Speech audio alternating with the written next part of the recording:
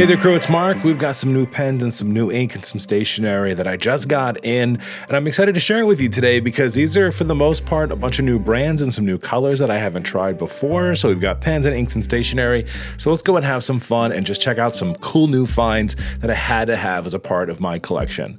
We'll start with the stationery first. We've got a bunch of fun, cool things here. So the first of these flake stickers, these are from BGM. This is a stationery brand that I have some stamps from and some stickers, and I thought these were really cool. They're a bunch of stationery items, but they have like some small animals on them, so they're kind of cute. They've got like ink and books, and you'll see like little dogs or little like kind of cats or owls hanging out by them. This corgi with some paint.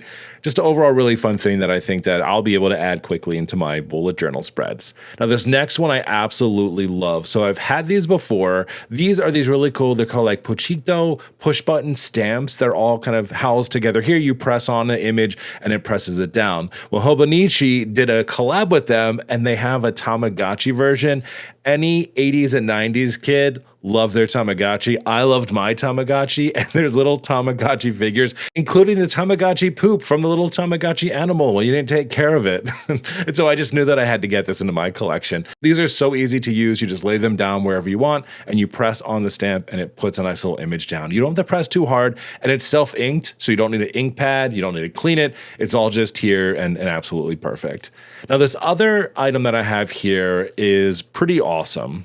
This is a new brand to me called Caran d'Ache, and this pen itself is just super cool. You're gonna see some fountain pens that look similar to this. It's a Swiss-made pen. I accidentally was sent this ballpoint pen instead of the fountain pen that I ordered, which looks very similar to this. And Atlas Stationers, where I got all of the stuff, was very cool about it. They were like, don't worry about it. Like, that's our gift to you, our mistake. And I thought, well, this design is still pretty awesome. Something I can keep on my desk. It's a normal ballpoint pen, so nothing wrong with it, right? Like, but I tried to get the fountain pen instead. So real quick writing sample. We'll do a few of these today, especially as we check out some of the fountain pens.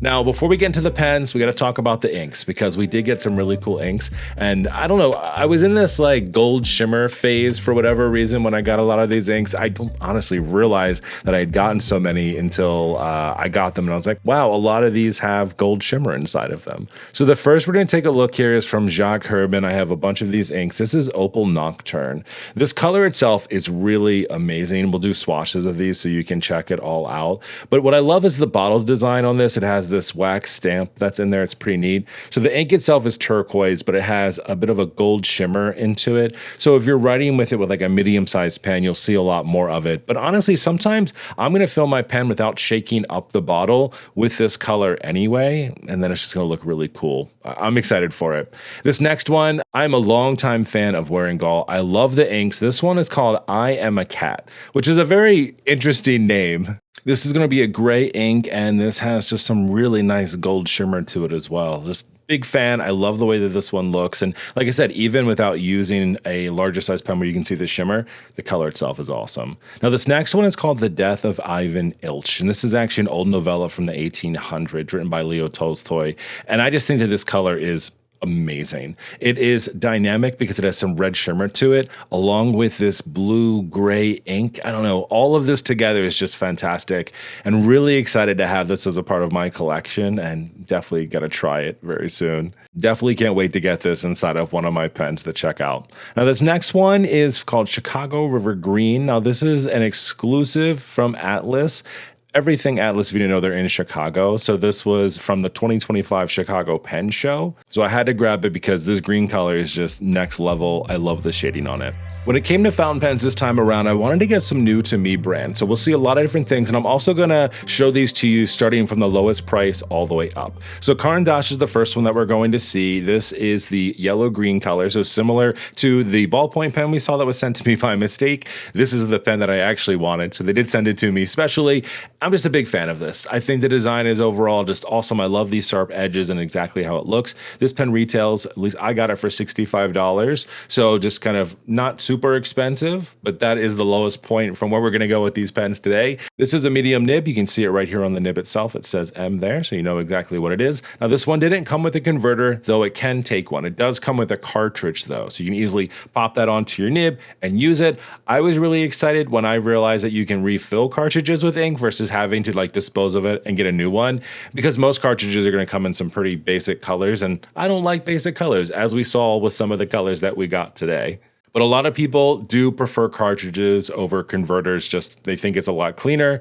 I personally don't see much of a difference. However, I do really like it, and I'm excited about it as well. What's really cool is that this pen actually posts on the back. It kind of perfectly fits inside of this, and it holds on pretty well as well. Sometimes when you post things, they're a little shaky, but this just fits in there perfectly and holds on.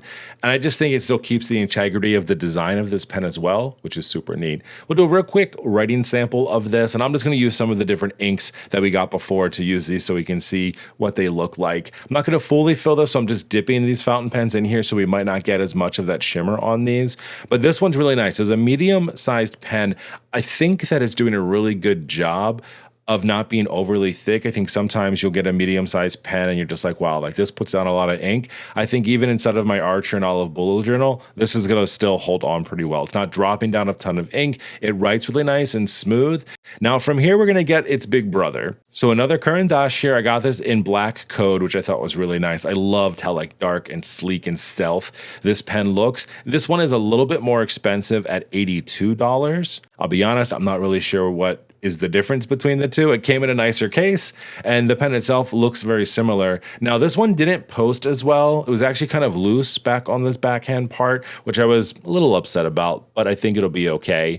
This one does come with a cartridge as well, and like I mentioned, you do have to buy the converter if that's something that you want, but I loved how sleek this one is. I love just the overall design, and I was like, okay, well, if I got the yellow and green one, we have to get this stealth one and see how well it does. Now, this one is going to be fine. And I got them in different sizes because I like to try different pens at different sizes.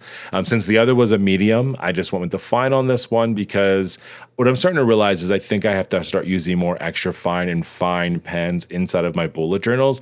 Not all paper loves fountain pens, and I love using fountain pens, so we'll see. So the next brand we have here is Parker. So this is a Parker 51 fountain pen in a midnight blue color. Got it in a fine point. This one is $83. And this comes with two cartridges inside of here. So you have them, they're a totally different size than any of the other ones. Usually, as you saw in that Caran d'Ache, they were much smaller, but this works inside of the Parker pens. I've never owned a Parker pen before, but I know that they are a very popular brand. These you can also buy a converter for if you want to. What I was most drawn to this pen was the nib on here. I'm like really big into these integrated nibs now, kind of moving away a little bit from kind of that traditional fountain looking pen, but I love the way this one looks. It has a bit of like a ballpoint on the end too, and my experience with writing with these is that it's really nice and smooth. And that's what I'm hoping for from this as well.